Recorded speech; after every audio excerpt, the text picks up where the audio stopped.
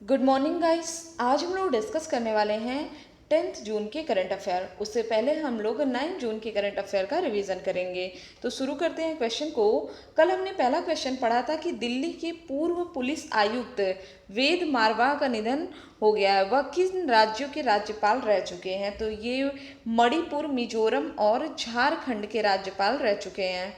अगला क्वेश्चन है हमारा, कोविड-19 की वजह से विश्व तीरंदाजी फील्ड चैंपियनशिप 2020 को कब तक के लिए टाल दिया गया है? तो इसको टाला गया है 2022 के लिए। हालांकि जो भी मैक्सिमम गेम हैं उनको, जो भी इस साल होने वाले थे उनको टाल दिया गया है। ठीक है, बात आती है कि इसका आयोजन कब और कहाँ होने वाला था 2020 में। तो इसका आयोजन अमेरिका में होने वाला था। कब? सितंबर में। अगला क्वेश्चन है हमारा, किस भारतीय उद्यमी को EY world entrepreneur of the year award 2020 से सम्मानित किया गया है? तो ये हैं किरण मजूमदार शाह, इनको सम्मानित किया गया है इस अवार्ड से। और पिछले 20 वर्ष के इतिहास में यह अवार्ड जीतने वाली भारत से पहली उद्यमी है। ठीक है, और तीसरी भारतीय हैं। फिर हमारा कि विश्व खाद्य सुरक्षा दिवस कब मनाया जाता है? तो 7 जून को मनाया जाता है विश्व खाद्य सुरक्षा दिवस। और इस बार इसका थीम क्या था? Food safety everyone's business. Next है हमारा, ट्यूलिप इंटर्नशिप कार्यक्रम किन के लिए शुरू किया गया है? इंजीनियरिंग स्नातक के लिए शुरू किया गया है ट्यूलिप इंटर्नशिप कार्यक्रम। अगला क्वेश्चन हमारा कि केंद्र सरकार ने शहरों में वन का आवरण बढ़ाने के लिए किस कार्यक्रम को शुरू किया है? तो यहाँ पे नगर वन कार्यक्रम को शुरू किया गया है। और किसने शुरू किया है? तो पर्यावरण मंत्री हमारे प्रकाश जावड़ेकर, इन्होंने इसको शुरू करने की घोषणा किया है। फिर हमारा कि पीओके में कोयला पनबिजली के लिए पाकिस्तान ने किस देश के साथ समझौता किया है? तो यहाँ पे पाकिस्तान ने चीन के साथ समझौता किया है। ठीक। फिर हमारा कि हैशटैग आई कमिट भारत के किस केंद्रीय मंत्रालय द्वारा शुरू किया गया एक नया अभियान है? तो इसको शुरू किया गया है किसके द्वारा? छत्तीसगढ़ के द्वारा। ठीक, सॉरी, ये ऊर्जा मंत्रालय द्वारा इसको शुरू किया है। और इसके पहले वाला क्वेश्चन क्या है कि पुलिस के जवानों को तनाव से दूर करने के लिए किस राज्य में स्पंदन अभियान चलाया गया है? तो छत्तीसगढ़ में चलाया गया स्पंदन अभियान। फिर हमारा कि किस देश ने WHO से संबंध तोड़ने की धमकी दिया है? तो ब्राजील ने दिया है संबंध तोड़ने की धमकी। और इससे पहले याद रखिएगा, अमेरिका ने WHO से अपने संबंध तोड़ दिए, या कहते हुए कि WHO ने चीन द्वारा फैलाई गई कोरोना वायरस बीमारी को, जो महामारी फैलाई गई है, इसको सीरियसली नहीं लिया। क्योंकि अगर इसको सही वक्त पे सीरियस लेके गाइडलाइन जारी कर दिया जाता तो शायद आज जो विश्व की स्थिति है वो ऐसी ना होती। ठीक, तो अभी जिन लोगों ने ऐप को नहीं इंस्टॉल किया होगा वो लोग ऐप को इंस्टॉल कर लेंगे। और अब हम लोग शुरू करेंगे आज के क्वेश्चन से। तो आज का हमारा पहला क्वेश्चन है, विश्व ब्रेन ट्यूमर दिवस कब मनाया जाता है? तो देखिए 8 जून को मनाया जाता है विश्व ब्रेन ट्यूमर दिवस। इसी तरह 8 जून को ही मनाया जाता है विश्व महासागर दिवस। ठीक, क्या मनाया जाता है? विश्व महासागर दिवस। तो ये दोनों दिवस एक ही दिन मनाए जाते हैं 8 जून को। तो राइट आंसर क्या हो जाएगा हमारा? ए और बी दोनों सही है। ठीक, अब देखते हैं कि विश्व ब्रेन ट्यूमर दिवस की शुरुआत किसने किया है? तो इसकी शुरुआत जर्मन ब्रेन ट्यूमर एसोसिएशन डायचे हिरन ट्यूमर हिल्स की ओर से की गई है। ठीक, जिसकी स्थापना 1998 में हुई थी। बात आती है कि ब्रेन ट्यूमर है क्या? तो शरीर के किसी अंग में अनावश्यक कोशिकाएं बढ़ने लगती हैं तो वो क्या होता है? ट्यूमर का रूप ले लेता है। और कोशिकाओं में अनावश्यक वृद्धि जो होती है वही कारण होते हैं किसका? कैंसर का। ठीक, और ऐसे में जब ब्रेन में कोशिकाएं बढ़ जाती हैं तो उसे क्या कहते हैं हम लोग? ब्रेन ट्यूमर कहते हैं। उसके बाद हमारा विश्व महासागर दिवस, ये भी 8 जून को है, जिसको यूनाइटेड नेशंस द्वारा मनाए जाने की घोषणा किया है। और इस बार इसकी थीम क्या है? Innovation for a sustainable ocean. ठीक, अब जितने भी इम्पोर्टेंट दिवस है उनको हम लोग यहाँ पे पढ़ लेते हैं कि कौन कौन से इम्पोर्टेंट दिवस है। जैसे जून में अभी हम लोगों ने कौन से दिवस मनाए? 1 जून को हम लोगों ने विश्व दूध दिवस के रूप में मनाया है। जबकि भारत में दूध दिवस के रूप में कैसे मनाते हैं? 26 नवंबर को मनाते हैं। ठीक, 2 जून को बहुत ही फेमस स्टेट का यहाँ पे इस्टेब्लिशमेंट हुआ था, किसका? तेलंगाना का। आंध्र प्रदेश से अलग होकर के तेलंगाना बना था। कब? 2 जून 2014 को। इसके बाद है 3 जून को विश्व साइकिल दिवस के रूप में मनाया जाता है। उसके बाद आता है 5 जून।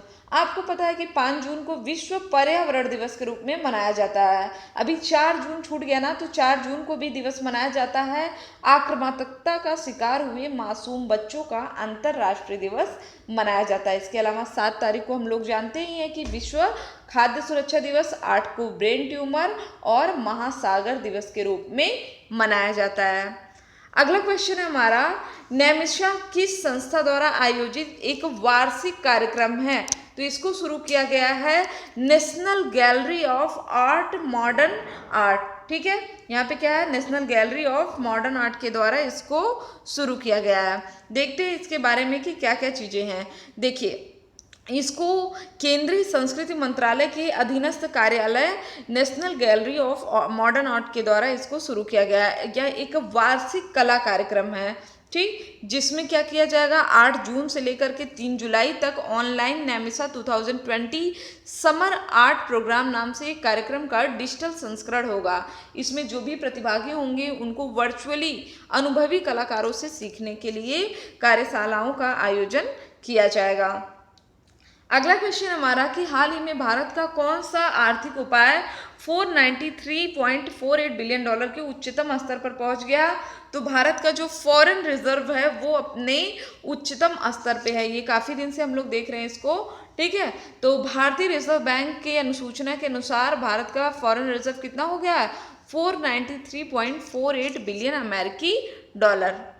फिर हमारा एडिडास के महिला ब्रांड एम्बेसडर के रूप में किसे नियुक्त किया गया है? तो इमेज से आप समझ गए होंगे कि ये कौन है, मानुषी छिल्लर है, जो कि 2017 में रह चुकी हैं मिस वर्ल्ड, ठीक। और यहाँ पे इनको बनाया गया है एडिडास के महिला ब्रांड एम्बेसडर के रूप में। अच्छा, 2019 लास्ट ईयर कौन थी मिस वर्ल्ड? तो जमैका की टोनी एन सिंह थी 2019 में मिस वर्ल्ड, और भारत की तरफ से पार्टिसिपेट किया था सुमन राव ने, जो कि तीसरे स्थान पे थी। नेक्स्ट है हमारा कि रिचर्ड डाउकिंस अवार्ड जीतने वाले पहले भारतीय कौन है? तो ये है जावेद अख्तर। जावेद अख्तर ने अवार्ड जीता है। क्यों जीता है? अपने तार्किक सोच रखने, धार्मिक अंधविश्वासों पर सवाल उठाते रहने, मानव विकास को बढ़ावा देने, मानवीय सिद्धांतों को अहमियत देने के लिए इनको इस अवार्ड से नवाजा गया है। तो जाहिर सी बात है, यह अवार्ड किसे दिया जाता है, ठीक है, कि मतलब कि जिनके थॉट्स काफ़ी अच्छे हों, जो तार्किक व वैज्ञानिक सोच को बढ़ावा दे रहे हों। और किसकी याद में दिया जाता है? तो मशहूर बायोलॉजिस्ट व लेखक हैं रिचर्ड डॉकिंस के नाम पर 2003 में इस अवार्ड को शुरू किया गया है, ठीक। फिर हमारा कि किस देश के पहले पुरुष world champion gymnast Kurt Thomas का निधन 5 जून 2020 को हो गया है? तो इनका निधन कब हुआ है? यहाँ पे 5 जून को हुआ है, और ये कहाँ के हैं? अमेरिका के हैं। देखिए, ये जिम्नास्ट हैं, और साथ ही साथ ये और भी महत्वपूर्ण हो जाता है क्वेश्चन। क्यों? क्योंकि इन्होंने ये गोल्ड मेडल जीतने वाले पहले जिम्नास्ट हैं, ठीक। 1973 में 76 में थॉमस ने मॉन्ट्रियल ओलंपिक में भाग लिया। उसके बाद 1978 के फ्रांस में इन्होंने भाग लिया।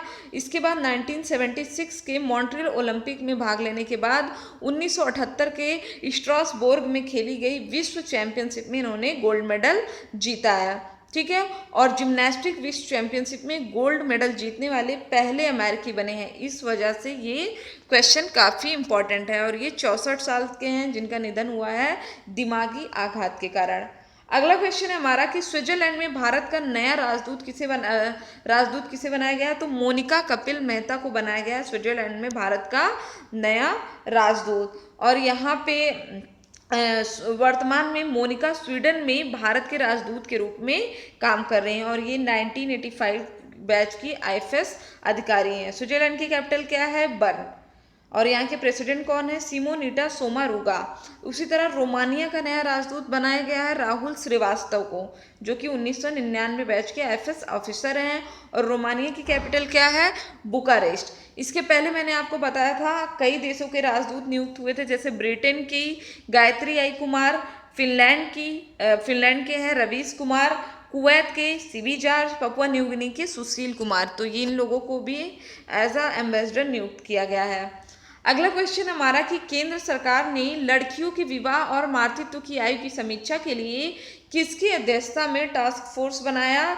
तो जया जेटली की अध्यक्षता में टास्क फोर्स बनाया। यहाँ पे देखते हैं ये है क्या, तो केंद्र सरकार ने मातृ मृत्यु दर मैटरनल मोर्टेलिटी रेट को कम करने के उद्देश्य से इसका गठन किया है।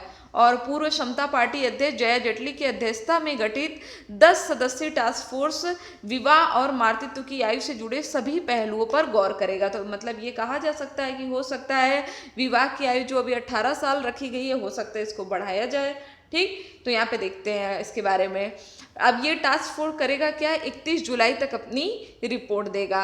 इसके पहले 1978 में 1929 के शारदा एक्ट में संशोधन करके जो शादी की आयु है उसको कितना किया गया था, 15 साल से बढ़ा करके 18 साल कर दिया गया था। ठीक, याद रखिएगा इसको। अगला क्वेश्चन है हमारा कि पर्यावरण प्रदर्शन सूचकांक में भारत की रैंकिंग क्या है। तो भारत 168वें स्थान पे। राइट आंसर क्या होगा, ऑप्शन नंबर 2 हो जाएगा हमारा राइट आंसर। और ये किसने जारी किया है, तो अमेरिका की येल यूनिवर्सिटी की टीम कोलंबिया यूनिवर्सिटी और वर्ल्ड इकोनॉमिक फोरम के साथ मिलकर के हर 2 साल पे इसको जारी किया जाता। मतलब 2018 में ये कितना था, तो भारत 177वें रैंक पे था। नंबर 1 पे कौन सा देश है, डेनमार्क है, 2 लग्जमबर्ग, 3 स्विट्जरलैंड, 4 है हमारा यूनाइटेड किंगडम एंड 5 है हमारा फ्रांस। याद रखिएगा। फिर हमारा कि न्यूजीलैंड के प्रधानमंत्री का नाम बताइए जिन्होंने देश में कोरोना के खत्म होने का ऐलान किया। तो इनका नाम है जेसिंडा अर्डर्न। मतलब वहाँ की जो इकोनॉमिक गतिविधियाँ थी वो अब फिर से स्टार्ट हो चुकी हैं, कहीं किसी भी प्रकार के रिस्ट्रिक्शन नहीं है। आखिरी मरीज जो वहाँ पे था वो भी 8 जून को ठीक हो गया है और वहाँ पे लॉकडाउन का सख्ती से पालन हुआ। इसके साथ साथ बड़े पैमाने पे टेस्टिंग हुई और कोरोना पॉजिटिव लोगों को आइसोलेट किया गया, जिससे क्या हुआ, यह देश कोरोना फ्री बन गया। न्यूजीलैंड की कैपिटल क्या है, वेलिंगटन। याद रखिएगा। तो ये थे हमारे आज के इंपॉर्टेंट क्वेश्चन। आई होप कि आपको वीडियो अच्छा लगा होगा। अच्छा लगे तो चैनल को सब्सक्राइब करें, वीडियो को शेयर करें और साथ ही साथ हमारे ऐप को डाउनलोड करें और वहाँ पे रेटिंग और रिव्यू देना मत भूलिएगा। Thank you friends, thank you so much.